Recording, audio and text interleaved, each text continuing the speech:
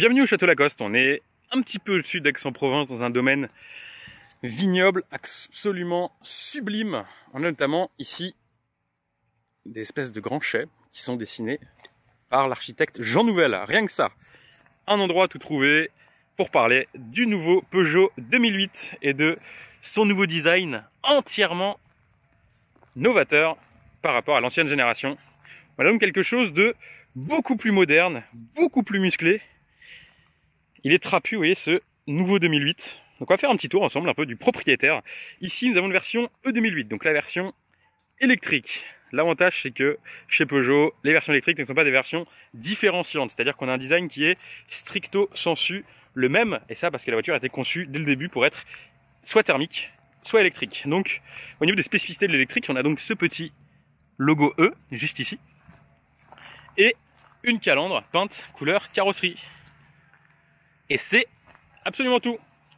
Pour le reste, on a donc un nouveau SUV trapu, musclé, avec une face avant directement inspirée des dernières productions du constructeur, notamment cette signature lumineuse sur GT et GT Line à LED, très jolie. La calandre donc assez imposante. Donc c'est assez rondouillard, vous voyez, de devant. Et au fil de la découverte de la voiture, quand on passe sur le profil, on passe sur quelque chose de beaucoup plus anguleux. Et à l'arrière, on se retrouve avec ce qu'on connaît aujourd'hui sur le 3008 et ce qui plaît vraiment aux gens. C'est le côté SUV. Donc vous avez donc ces petits feux très travaillés ici en termes de dessin. Vous avez le gros sabot ici qui fait vraiment baroudeur. Cette ligne de caisse assez haute et puis ce bandeau noir qui rappelle celui de la Peugeot 508. Donc il s'inscrit parfaitement dans la lignée et dans l'ADN stylistique de Peugeot. Les équipes de JVidal, elles ont une fois de plus bossé sur cette voiture et ça se voit. On a quelque chose de logique dans la signature stylistique du constructeur au Lyon. Est-ce que ça vous plaît vous, ce 2008? Moi je trouve qu'en blanc en plus il est très sexy. En plus on a une version haut de gamme, GT, donc qui est plutôt flatteuse en termes de présentation, avec ce toit ouvrant qui apporte en plus un côté assez sportif. À l'ensemble. On va maintenant s'intéresser à la planche de bord de ce nouveau Peugeot 2008 et à son habitacle qui reprend globalement la présentation lancée par Peugeot 208 et ce célèbre maintenant cockpit 3D. Vous voyez la superposition des deux écrans, un au-dessus, un devant le conducteur, qui permet d'avoir un affichage. On voit le 0 ici en relief. Donc une fois qu'on est en face, ça donne quelque chose de plutôt sympa en termes d'interface. Et ça c'est cool. Donc c'est la deuxième voiture du groupe à avoir ce nouvel affichage avec la nouvelle Peugeot 208 bien entendu. Au niveau de la présentation intérieure, c'est stricto sensu la même que la 208. Donc c'est toujours aussi torturé, aussi futuriste aussi. On a un véritable effet waouh quand on rentre dans cette voiture, notamment avec cet écran qui est tourné vraiment vers le conducteur, donc c'est vraiment pratique. Ce petit volant, bien sûr les cockpits. Et puis puisqu'on est dans une version 208 électrique, enfin 2008 électrique pardon, nous avons ici très beau siège avec une finition qui est juste excellente. L'Alcantara, du cuir, des surpiqûres blanches, bleues et vertes. Alors ce qu'il faut noter, c'est qu'il y a quelques petits gains en termes de qualité perçue par rapport à la 208. La 208, j'avais pesté un peu contre les portes qui étaient dans un plastique un peu rigide, maintenant dans un plastique plus moussé, donc c'est plus sympa. Mais dans l'ensemble, c'est plutôt correct. Il n'y a pas de bruit parasite, c'est très bien assemblé. Et dans une voiture très agréable à vivre. Bon, concernant la technologie embarquée, allez voir notre vidéo qui traite de l'intérieur de la nouvelle Peugeot 208 parce que c'est strictement la même chose. Mais concrètement, on a donc cet écran hyper agréable en position centrale qui est orienté vers le conducteur, qui est bien sûr tactile où on peut accéder aux différentes fonctions. Commandable aussi via les fonctions ici. Donc c'est des touches tactiles, vous voyez.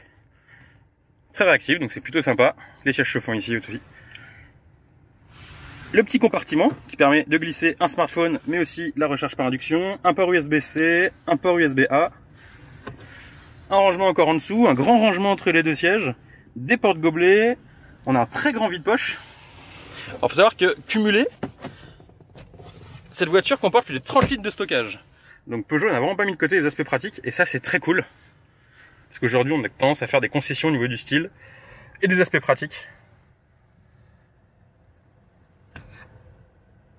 Et puis bien sûr cet iCockpit, donc qui est la charnière de cet habitacle qu'on peut donc personnaliser à souhait, vous voyez. Si je veux mettre à la place un cadran standard, eh ben je peux sans souci. Hop là, avec des jolies transitions toujours. Et puisque j'ai une E2008, donc une version électrique, vous voyez à droite, j'ai mes compteurs avec charge, éco, et puis consommation d'énergie, mon autonomie restante, ma puissance, etc. Donc c'est très bien fichu, c'est hyper ergonomique, on se perd pas dans les menus, et puis c'est très agréable à regarder. Donc niveau technologique, ce 2008, il met une claque à tout le monde, ça je peux vous l'assurer. La 2008 est bien entendu une voiture à vocation familiale. On attend à se rapprocher d'un Peugeot 3008. Donc les 14 cm en plus en longueur ont permis d'offrir à ce petit SUV compact une bien meilleure habitabilité à l'arrière. Vous voyez ici, les sièges sont positionnés comme si j'avais des passagers qui étaient vraiment avec de l'espace à l'avant. Et pour autant, j'ai beaucoup de place à l'arrière. Le tunnel de transmission n'est pas trop encombrant, donc ça c'est plutôt pratique si on met une 5e personne. On a 3 vraies places. Donc mention spéciale à l'habitabilité qui est très accueillante. À l'arrière, on a 2 ports USB pour les occupants, des poches aumônières. Le toit ouvrant panoramique, il apporte beaucoup de luminosité à l'habitacle, c'est hyper agréable. Et puis le coffre, lui, a gagné quasiment 90 litres de stockage. On est passé de 350 à 434 litres. Donc c'est plus que correct. Et puis on a un double plancher qui permet au choix de ranger ses câbles de chargement ou des bagages. Donc le haillon n'est pas électrique, mais en termes de volume de stockage, c'est très correct. Vous l'aurez compris, Peugeot a musclé son 2008 en termes de design, mais l'a aussi agrandi, aussi et surtout pour l'habitabilité et pour les familles. Parce qu'il a bien compris que ce segment-là, il plaisait surtout aux familles.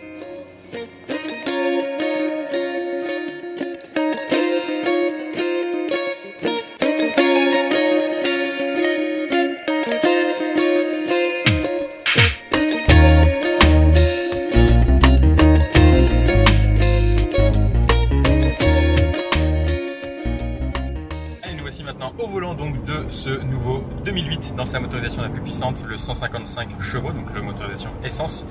Déjà la première chose qu'il faut noter, c'est la position de conduite. Moi j'aime beaucoup, on est placé assez bas dans la voiture, on a le capot tout plat qui est juste devant nous, on a ce tout petit volant bien en main, des sièges bien enveloppants, toujours l'e-cockpit avec les compteurs numériques devant soi, donc c'est vachement agréable, pas besoin d'un affichage tête haute. Et puis la direction elle est super sympa, on a vraiment l'impression de conduire un petit kart, surtout que le châssis est toujours très affûté, on a la signature Peugeot, on a quelque chose qui est un excellent compromis puisqu'on n'a pas de suspension pilotée.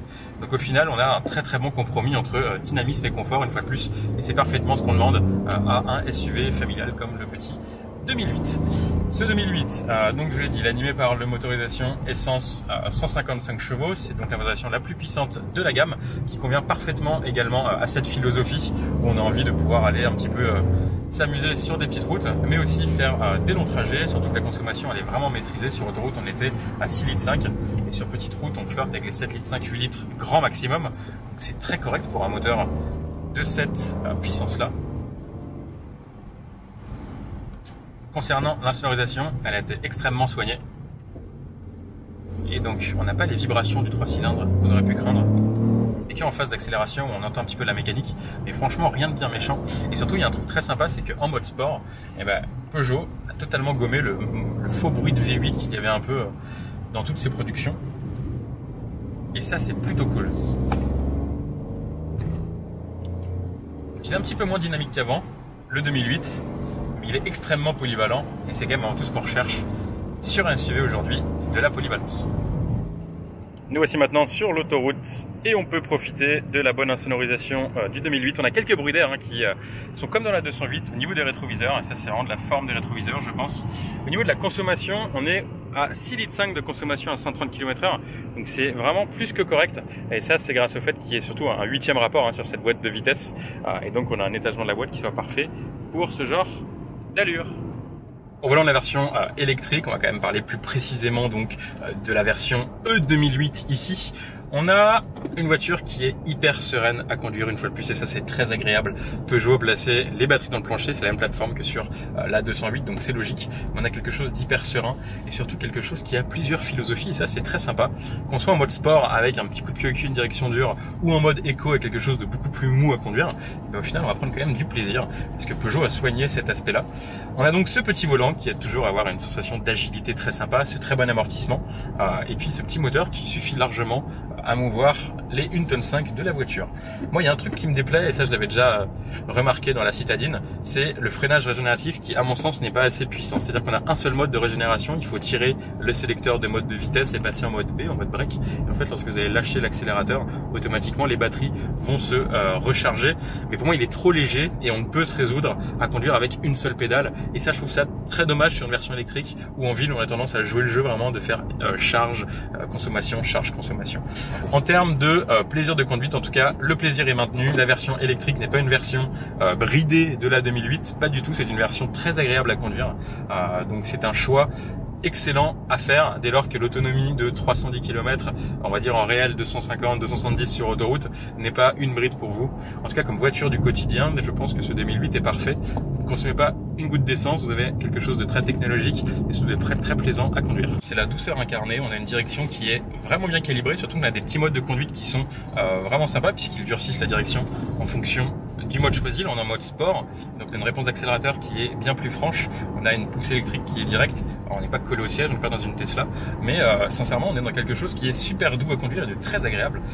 Donc une fois de plus, ce E2008 est une excellente surprise. E2008, on va faire un petit bilan consommation en kilowatts de ce Peugeot E2008, on va voir ce que ça donne. Alors, hop, direction l'iCockpit juste ici et sur le côté, donc on a fait une petite boucle, une vingtaine de kilomètres, et on a consommé 15 kWh au 100. Donc ça, c'est plutôt correct, surtout que le parcours était vallonné, qu'on a mis le mode éco à la fin, mais sinon du mode sport, et puis surtout qu'on a mis la clim. Donc en utilisation réelle, vous pouvez faire 300 km environ, voire un petit peu moins sur autoroute, mais comptez 300 km en utilisation quotidienne, donc ça c'est plutôt pas mal. On va parler un petit peu des tarifs maintenant de ce 2008. Il commence aux alentours de 22 000 € avec la version 100 chevaux en entrée de gamme. Si vous voulez une version un peu sympa en termes de conduite, il faut prendre tout de suite un 130 chevaux essence, voire un 155 chevaux essence.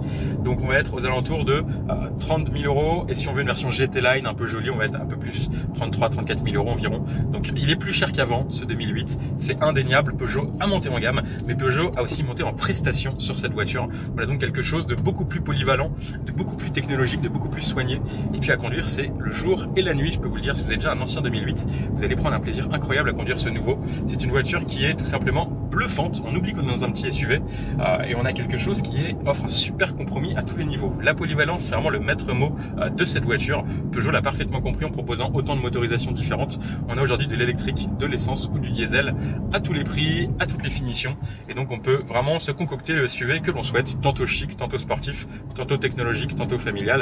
Il est couteau suisse ce SUV 2008 et ça c'est cool. La version électrique, elle est facturée entre 36 000 et 43 000 € sans le bonus de 6 000 € à déduire de ce prix, donc ça c'est plutôt pas mal. Donc on se retrouve au final avec les mêmes tarifs qu'on va dire du mi-premium en ayant une voiture 100% électrique.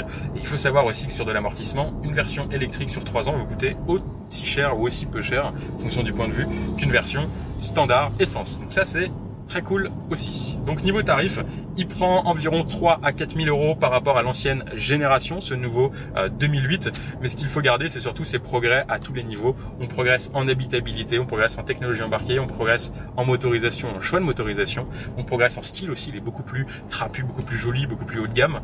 Il fait moins voiture de mémé, il fait plus voiture de jeune cadre dynamique. Et puis surtout, on va avoir quelque chose qui va avoir une vraie gueule. Et ça, c'est cool. On s'inspire du 3008. On a vu que ça avait marché du tonnerre.